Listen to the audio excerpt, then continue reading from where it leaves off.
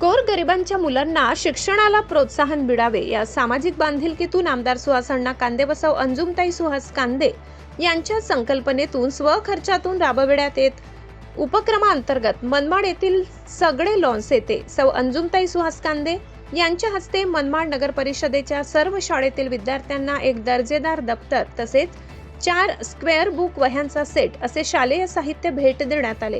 युवा सेना जिल्हा प्रमुख फरहान खान, नगराध्यक्ष योगेश पाटील, मुख्याधिकारी शेषराव चौधरी, शिवसेना शहर प्रमुख मयूर बोरसे, सर्व नगरसेवक, शिक्षक वर्ग, पालक, शिवसेना, युवा सेना, महिला आघाडी व अंगीकृत संघटनांचे पदाधिकारी उपस्थित होते। शिक्षणाचा पाया अधिक भक्कम व्हावा, सोबतच पालकांचे आर्थिक ओझे हलके कमी यासाठी या उपक्रम राबविण्यात येत आहे। शिक्षण क्षेत्रातील हा एक विधायक आणि सामाजिक दृष्ट्या महत्त्वाचा उपक्रम ठरणार असल्याचे आयोजकांनी सांगितले।